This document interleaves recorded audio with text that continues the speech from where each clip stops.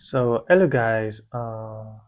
This tutorial is for those that did not know supply and demand. If you have other strategy working, please just click off the video and just stick with the strategy you have and master it. So, but assuming you don't have a strategy that's working, please you can continue watching this content. So, my strategy, the one I'll be using on this channel for now. Uh, at least I'm like, okay, before you switch from one strategy to another, make sure you have a good mentorship on the strategy, and also make sure you've back tested the strategy for like a year. Make sure you've implemented the strategy for like a year before switching to another one, because you've heard a lot of people. Almost all strategy works, right? You just need to check your risk management. It's your risk management must be efficient. Your um your what did they call it, your risk management, that's the major thing. And then your emotion, you must be able to control your emotion when in the market.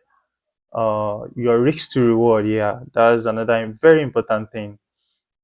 So you should know, if your strategy, let's assume your strategy gives you, um let's say you have 20%, 20 sorry, 20%. So can I, so assuming you have 20% win rates, okay, 20% win rates out of 100. So let's highlight this. I've seen many people talk about this.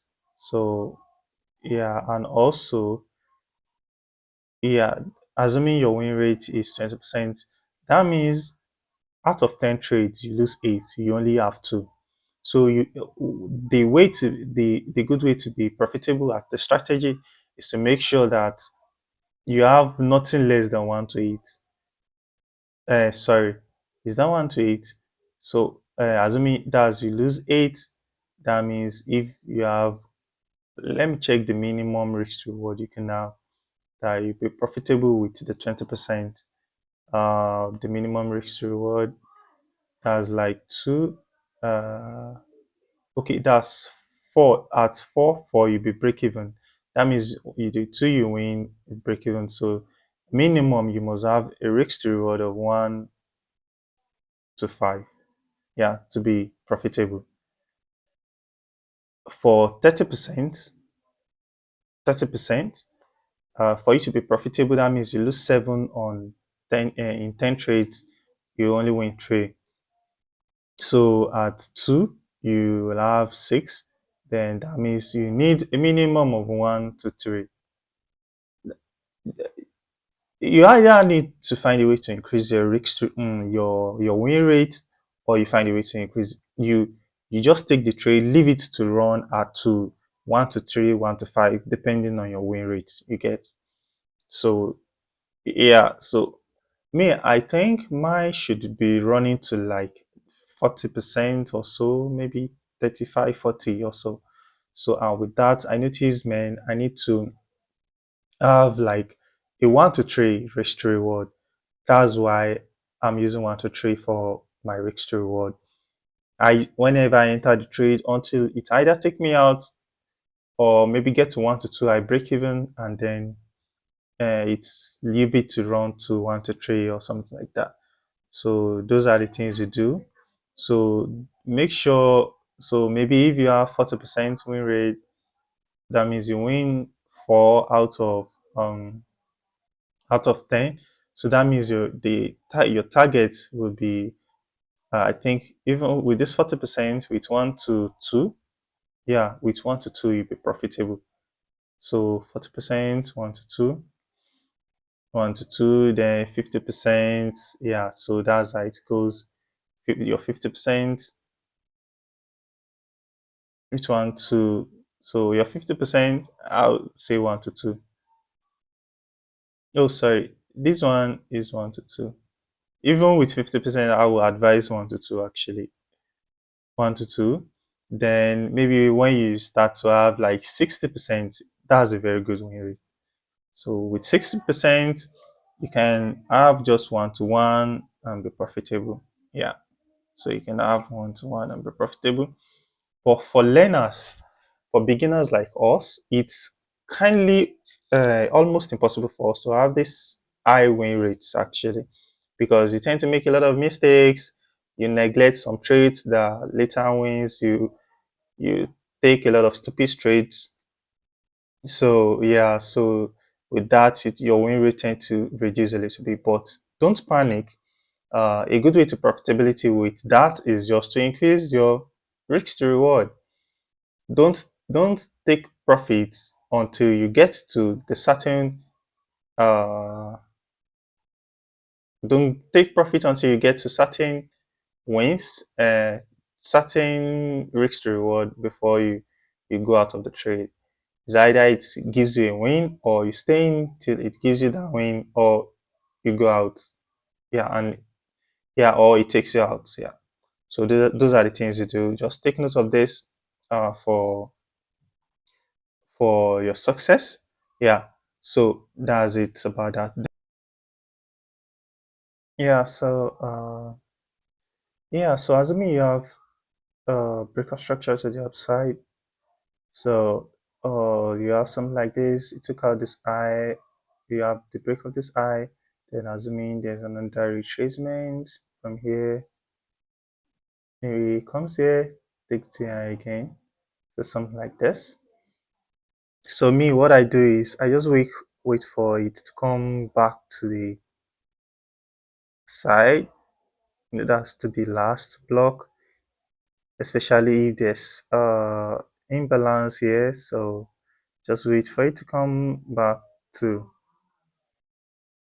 So yeah, and again, you see a lot of people's using inducement, but I've seen Euro USD sometimes.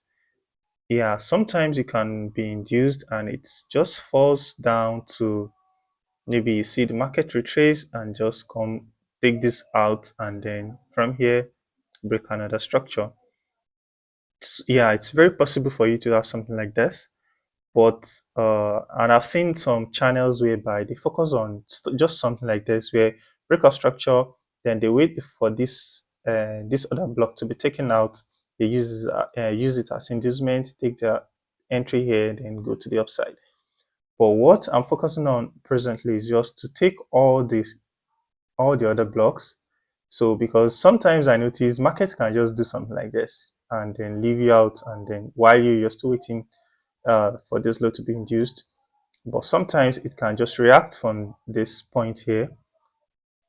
So yeah, so my rules are for me to mark a place. Uh, for my rules are it must break structure. So break of structure BOS.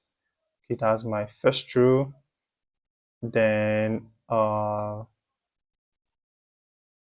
fair value gap too, but most does imbalance fair value gap. So I don't actually sometimes I don't use it, but yeah, it's also a very good confluence to have when you're taking your trades. Then yeah, use the last bearish candle and trade, use the last if, like this one now, if the market structure is bullish, use the last bearish or bullish, bearish or bullish, bearish or bullish candle. That's mark that as the other block. So yeah, so that's majorly how I trade. Then I've been studying this for a while, especially using Euro USD. So I've marked up different structures. This is like starting from October 24. Although I've been doing it, but I started journaling my trades from October. Yeah. So you can see these are the ones I've seen, and I noticed that this is like since October 2024 till now. So I have like screenshots on all the likely trades I could have taken. So with this, you tend to notice a lot of patterns. That's why you need to journal. Journaling is very, very important. You need to know the improvements you need to make, what happens sometimes. Just like what I told you, if you check the recent video I uploaded, I told you whenever I take a trade during the London New York overlap, I notice most of the trade runs to 1 to 4. So that's why presently I use 1 to 4 as my take profits. That's during this period. But any other period, I just use 1 to 3. So yeah, so you can see different trades. You see this trade around to 1 to 4 due to journaling. So yeah, so that's the advantage of journaling your trades. You can see this and that trade taken during this period. Want to even runs more than that. So yeah, so these are some of my markups. If you check my recent trades, you could see where I talk about range and breakup structure, then came back. This is typically almost the same thing that happened. That's the advantage of journaling. You tend to see the same thing repeat itself. If you take any trade here during this period, you see 1 to 4. So those are the things I notice. Although this day it's entered New York, so it gave me 1 to 3. So this is another trade. This is another trade. This is another trade taken during this period. 1 to 4 even gave more. So that's the advantage of journaling your trades. You see. So yeah, that's my these are likely trades I could have taken. You could see the range also. This is when this is okay. This is okay, yeah. This is the trade we took and on the previous this thing.